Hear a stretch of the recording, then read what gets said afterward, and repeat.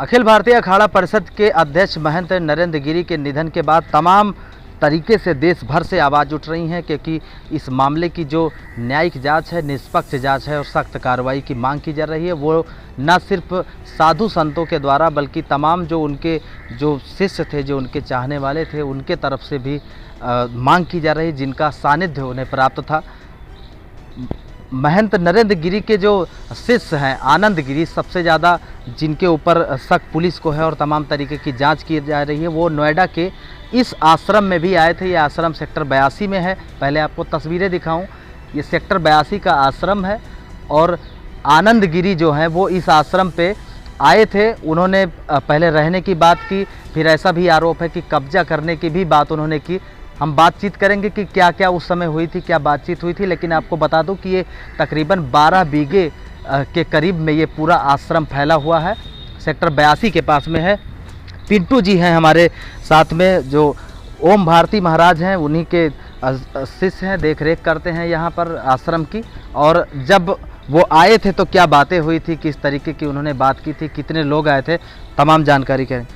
जिस समय आए थे आनंद गिरी इस नोएडा के आश्रम पर, क्या बातचीत हुई थी उसमें? जी, वो आए थे कि हमें 1-2 दिन रुकना है रात।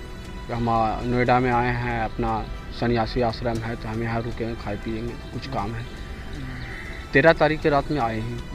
कौन सा महीना था? जून था 2020। 13 तारीख को आए, गुरुजी से संपर्क हुआ, बातचीत की, हम जा रहे हैं नोएडा में महाराज। तो गुरुजी ने हमें रूम खुलवा दिए कि चलिए महाराज हैं तो वो रहेंगे।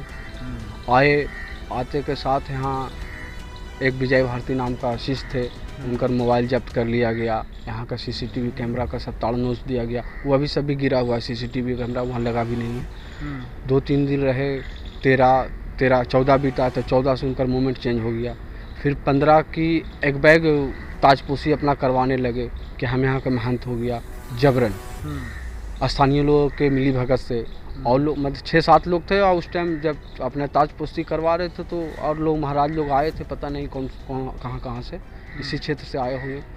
ये हुआ। उसके बाद जाने लगे तो सीसीटीवी कैमरा, वो DVR होता है जिसमें ये होता है रिकॉर्डिंग, वो लेकर गए। 15 लाख रुपया पड़ा हुआ था, वो लेकर गए।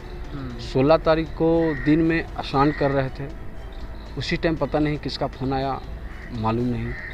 उसी अवस्था में उघारे पुघारे गाड़ी में बैठकर सब जितने लोग थे सब भाग गए। 15 लाख रुपए की जो बात कर रहे हैं वो यहीं से पैसा लेके गए? ये रहा कमरा, यहीं की बात है। अच्छा जी, मतलब इसी आश्रम के पैसे रखे? जी, आश्रम के संचालित के लिए रहता है कुछ धन, कब का जरूरत पड़ जाए इस चीज़ के लिए रखा हुआ था। तो ओम भारती महाराज जी उस टाइम थे मौजूद यहाँ पे? ओम भारती जी यहाँ नहीं थे, लॉकडाउन में गया जी में फंसे हुए थे, क्योंकि उस टाइम लॉकडाउन चल रहा था कोरोना महामारी में, तो कहाँ अप डाउन करे आदमी। और लॉकडाउन के टाइम में ही कब्जा किए थे जी। तो उस टाइम फिर आप लोगों ने बताया कि इस तरीके से आनंद गिरी आए हैं और पैसे लेके गए, ताजपोशी करवा रहे थे, आपने महाराज को बताया? महाराज जी को पता चला तो महाराज जी पुलिस से भी वार्तालाप किए तो पता नहीं क्या हुआ, लेकिन FIR दर्ज तो हुआ नहीं था।